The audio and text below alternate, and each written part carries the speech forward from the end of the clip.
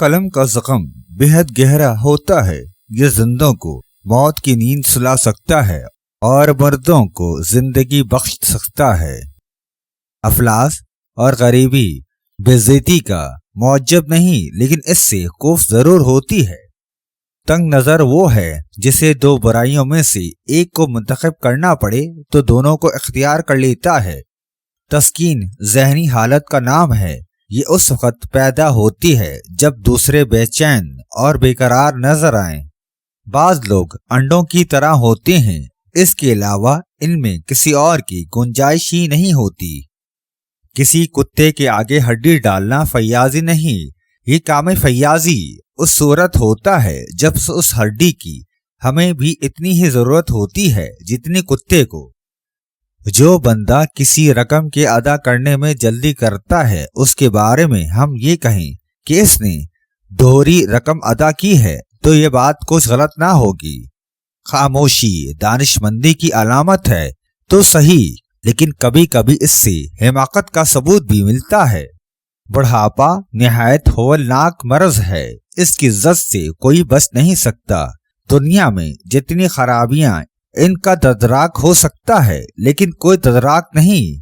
اگر کوئی تدراک نہیں ہو سکتا تو بڑھاپے کا سکون خواہ کتنا ہی دیر پا سہی، لیکن ایک قسم کی حرکت ہی ہے، حد درجہ سست رفتار حرکت، اور اس سے بے نیاز ہو کر زندگی گزارنے کا عزم شدید جرم ہے، اور فطرت کبھی نہ کبھی اس کا انتقام لے لیتی ہے۔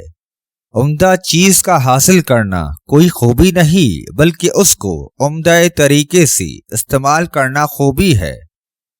سخت تنقید سے آدمی کا سارا جوش ٹھنڈا پڑ جاتا ہے، لیکن ذرا سی تعریف اور معمولی سی حوصلہ افزائی بہادری دکھاتی اور بہترین نتائج پیدا کرتی ہے۔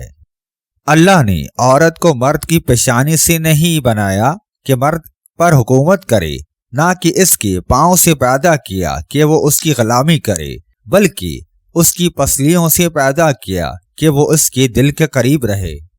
یاد رکھو، ان لوگوں سے عبرت کا سبق حاصل کرو جو دوسروں کے حالات دیکھ کر عبرت نہیں پکڑتے ہیں۔ قانون قدرت کی خلاف ورزی کے نتیجہ بس سے کوئی محفوظ نہیں رہ سکتا۔ نیک چلنی انسان کے واسطے عمدہ ملکیت ہے۔ جس شخص کے پاس یہ عمدہ جائیداد ہو، اس کا سب آدمی ادب کرتے ہیں اور اس سے راضی رہتے ہیں۔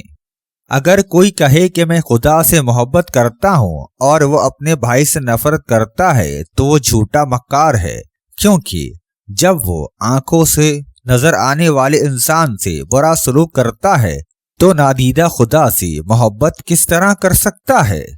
پسند کی عورت چاہیے تو شہتوت کے پتے پر اس کا نام لکھ کر پتا کھا جاؤ، عورت خود چل کر تمہارے پاس آئے گی۔